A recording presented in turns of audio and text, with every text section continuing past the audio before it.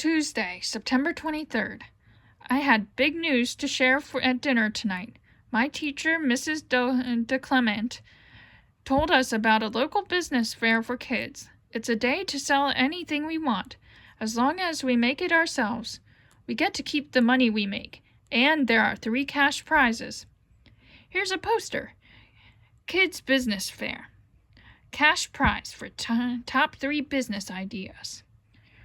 Holly said she hoped I wasn't planning to knit anything. Ha ha. I'm planning to make dog treats. If I can have a dog walking business, I can have a dog treat business too. And I can donate some of the money I make to Four Paws to help even more animals. Aunt Olivia said it was a great opportunity. She said that we are a family of bakers and makers, and we can work together.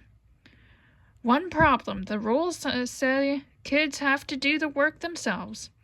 I can't let anyone else make the dog cookies, but that's okay. I want to make them. I also want to come up with a fun name for my business. Here are my ideas. Dog Days with Summer? Nah. Barks and Biscuits? Pupsy Daisy? Pupcakes? Desserts for Dogs? Give a Dog a Bone? Nah. Summer's Dog Snacks? Woofs and Wags? Waggy Puptails. Oh yeah, that's the one.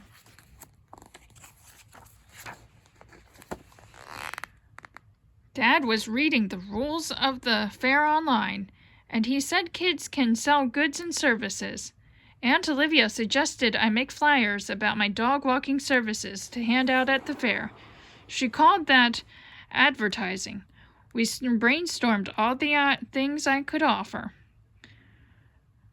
Walks, extra playtime, feeding, bathing, brushing, and combing. Help with training. We also talked about other things that could make my business special. Use cute dog-shaped cookie cutters. Package the dog cookies in pretty bags with rainbow ribbons. Include the ingredient list on every bag so owners can check for anything their dog might be allergic to. Aunt Olivia said I had a great business model, whatever that is. But Dad was worried that I was going to have way too much work for one person. I looked at Holly. I could do this if I had help. I said, "Please, Mistletoe, I know you want a new set of pastel paint pens. If you help me walk the dogs, you'd make enough money to buy them, please." That did it. Holly said yes.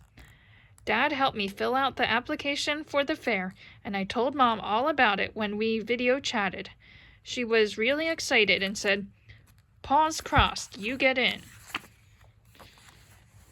Wednesday, September 24th. When Holly and I got back from walking the dogs, Fettuccine was out, as in outside, on our front porch. Crescent yanked the leash right out of my hand and charged. Fettuccine yowled and dashed away with Crescent close behind. I ran after Crescent, and Holly ran after Fettuccine. I caught Crescent, but Holly came back empty-handed. When we told Aunt Olivia what happened, she got really scared. She didn't even know Fettuccine had gotten outside. She said we had to find him. Holly and I split up to search the neighborhood while Aunt Olivia looked around the yard. I searched and searched, getting more and more worried. I was starting to panic when I saw a blur of white fur dash into a bush. I dropped to my knees and peered under the branches. It was Fettuccine, but I couldn't reach him. I slipped off my friendship bracelet and started wiggling in front of Fettuccine. He watched and crept over so slowly toward me as I trailed it along the ground. When he was close enough, I grabbed him and put him in the carrier I'd brought with me. At home, Holly yelled at me, saying it was my fault because I hadn't trained Crescent. That made me so mad. I yelled back, "It's not Crescent's fault that Fettuccine keeps escaping. The cat is the troublemaker." Aunt Olivia looked like she was about to cry and said Fettuccine doesn't like being stuck in one room. Now I feel terrible, even if what I said was true.